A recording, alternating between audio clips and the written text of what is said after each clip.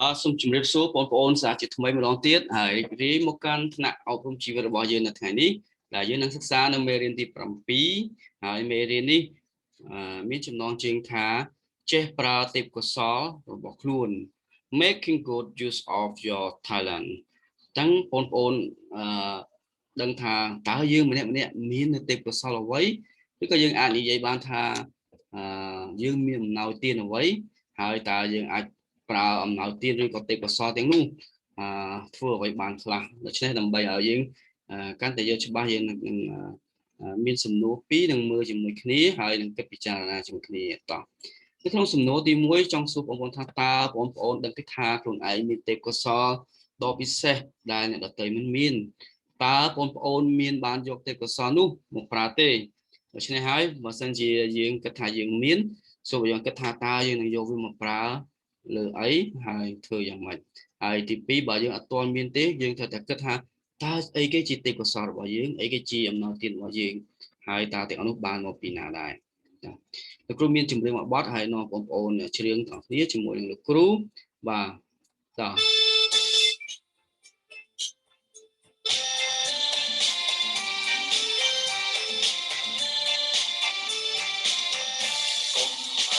ขอบคุณเอ่ยช่วยខ្លួនឲ្យរួចមិនបានកុំអាងទ្រពធនមិនเอ่ยช่วยខ្លួនឲ្យរួចមិនបាន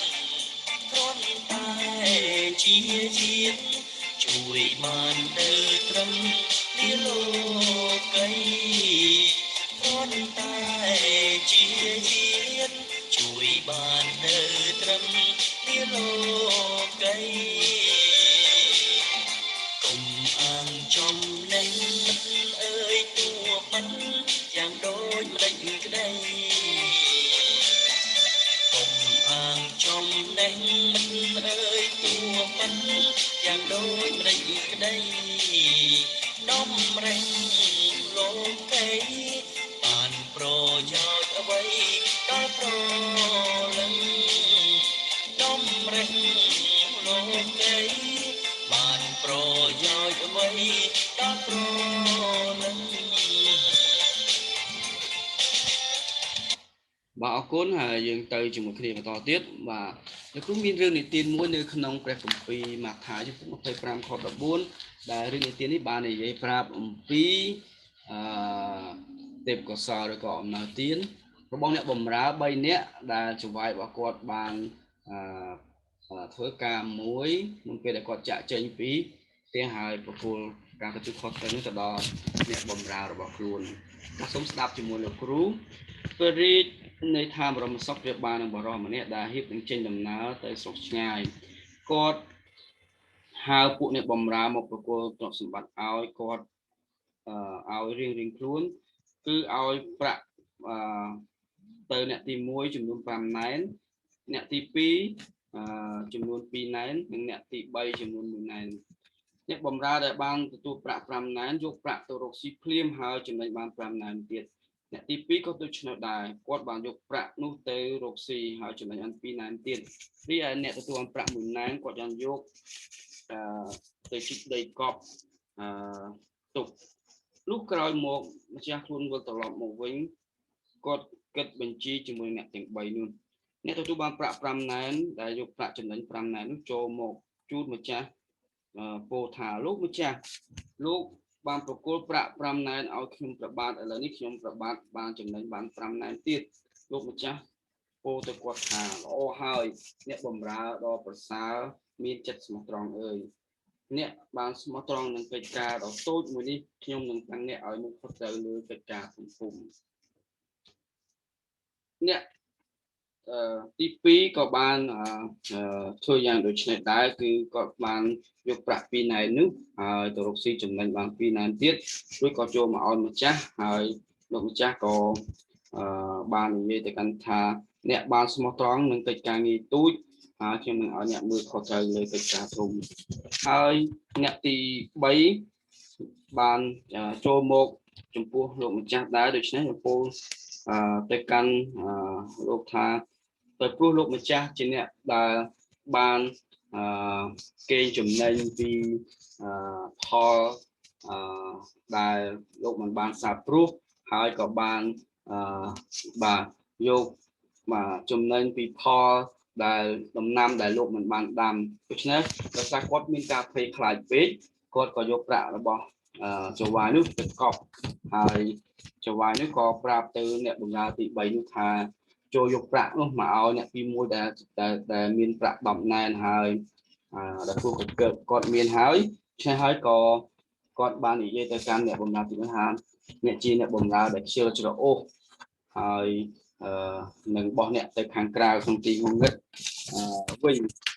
ในหายนี่ก็ชี้ใส่เรื่องมวยในขนมอัตบดแต่ผมปีมาถ่ายนี่แต่บางบางให้ปราบยิงปีจะวายมวยให้หนึ่งเนี่ยผมรับใบเนี่ยหายchỉ cả bấtยิงเคยทาแต่ทีนี้มีเรื่องการลาในของนี้แล้วก็มีข้อกับปีจองจำมวยจองไอ้ผมมาโจรมอาจมูลครูต่อต้องไปกับปีมาถ่ายจะพุ่งมาไปปรามข้อมาไปมวยสมอาต่างออกนี้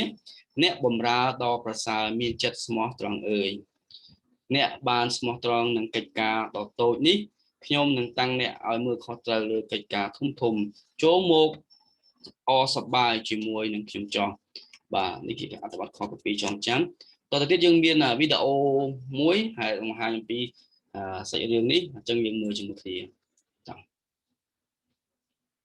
Jesus told a parable about a wealthy man who was leaving on a long journey.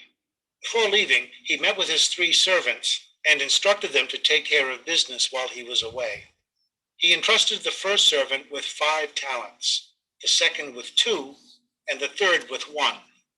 The man was placing great trust in these 3 servants. Since a talent was worth at least $15,000, he was putting something like $120,000 in their hands, which in today's terms would be millions of dollars. He instructed them to invest the money wisely. When the wealthy man returned home several months later, his servants were called in to give an accounting of their investments. The first servant did very well. He invested the 5 he had been given and made 5 in profit, so he handed over 10 talents to his master.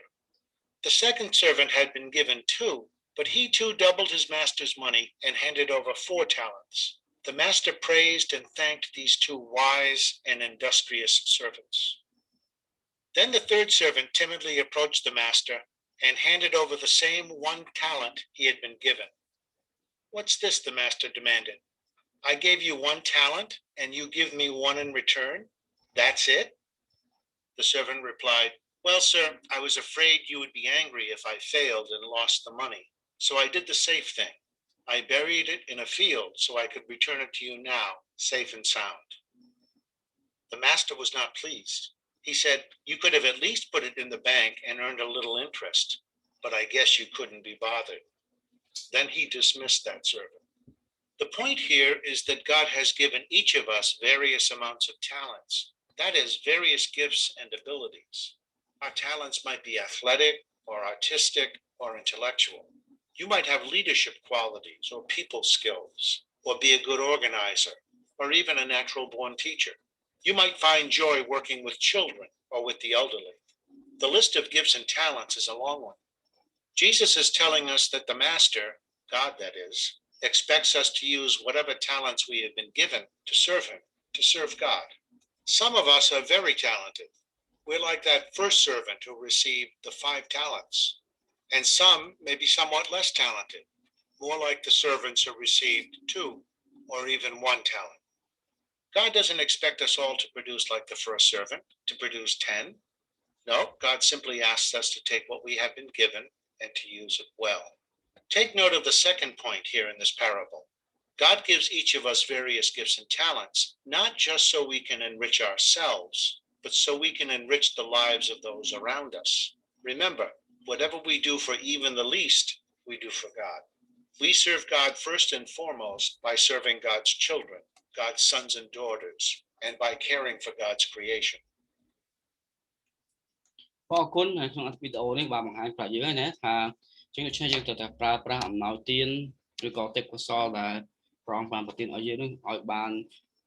មានការរីកចម្រើនហើយយើងអាចប្រើប្រាស់អំណោយទានទាំងនោះដើម្បីនឹងបានទទួលការរីកចម្រើននោះហើយនឹងជួយទៅដល់អ្នកដទៃដែលនៅជុំវិញយើងដែលមានសេចក្តីត្រូវការអរគុណព្រះអង្គហើយ លោកគ្រូសង្ខេបរឿងនេះមាន3ចំណុចទី1គឺថាអ្វីដែលយើងបានពីរឿងនេះគឺត្រូវចេះប្រើទេពកោសល្យរបស់អ្នកធ្វើឲ្យរីកចម្រើនកើតឡើងដូចជារឿងនៅក្នុងរឿងនេះអញ្ចឹងគឺឲ្យប្រាក់ដែលបានចង្វាយឲ្យបានរីកចម្រើនឡើងទី2ត្រូវឲ្យមានភាពស្មោះត្រង់ភាពស្មោះត្រង់គឺជារឿងសំខាន់សម្រាប់យើងម្នាក់មិនថាចាស់មិនថាក្មេងពីព្រោះភាពស្មោះត្រង់បានបង្ហាញអំពីភាពពិតនៅខាងក្នុងចិត្តរបស់យើងទៅកាន់អ្នកដទៃទី3គឺព្រះជាម្ចាស់បានស្គាល់ពីចិត្តរបស់យើងម្នាក់ដូច្នេះហើយកុំឲ្យយើងគិតថាព្រះអង្គមិនដឹងបាទអ្នកដទៃមិនអាចដឹងប៉ុន្តែព្រះអង្គទ្រង់ដឹងទ្រង់ជ្រាបអំពីចិត្តរបស់យើងព្រោះថាព្រះអង្គជាអ្នកដែលបង្កើតយើងមក